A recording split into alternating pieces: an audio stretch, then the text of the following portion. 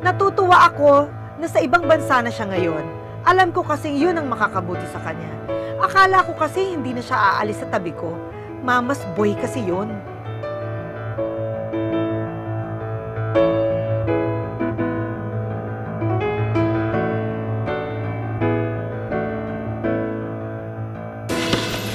Shoot!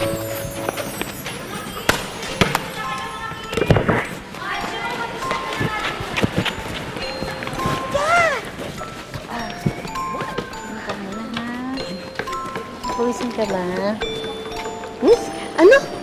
Wala kang pahinga. Mami, Bernie, milk. Milk? Yuck!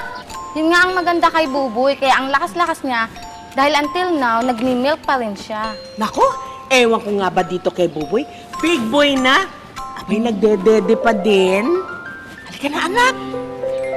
Halika ka na.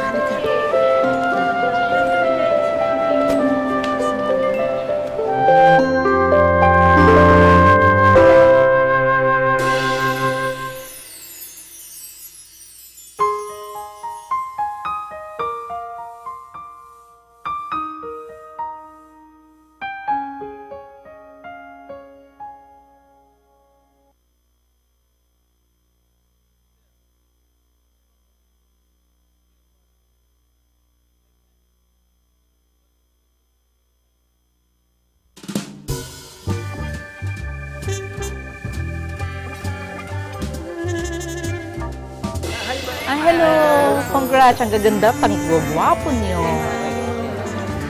Bro, kamusta? Balita, ay.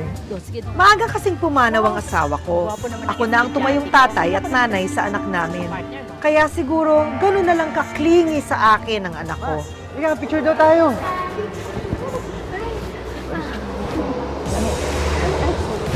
Hi, hello po.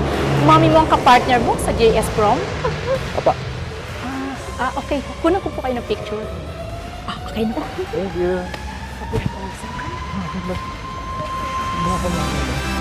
Ano? Kayo? Gusto niyo ko ng kayo ng picture? Dito po tayo.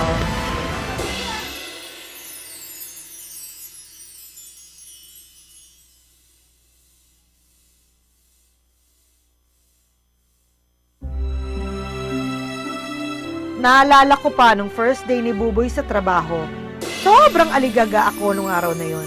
Parang first day of school lang nangyari. Love!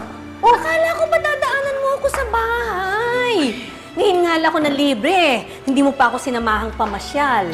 Nako, pasensya ka na. Nakita mo, ang dami-dami kong ganap. Oh, first day ngayon ng anak ko. Ay, oo nga, ganyan nga. Alam mo, nung first day of school nung anak ko, ay, ang gulo-gulo ng buong bahay namin. Ay, teka nga muna.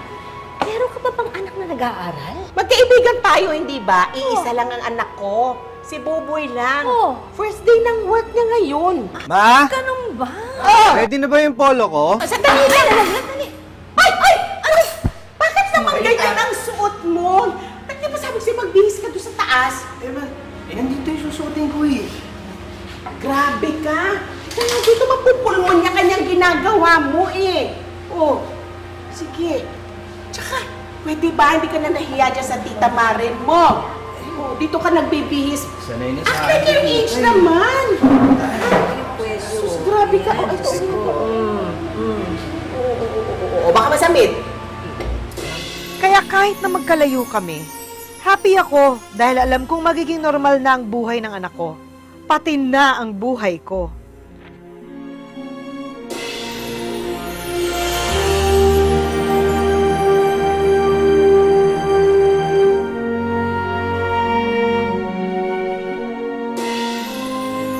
Aaminin ko, miss na miss ko din ang anak ko. Pero kailangan kong maging matatag. Alam ko kasi na pag nakita niyang malungkot ako, baka hindi na siya umalis sa tabi ko. Ay, naku anak. Sa tabi na naman ng nanay ko matutulog, ano?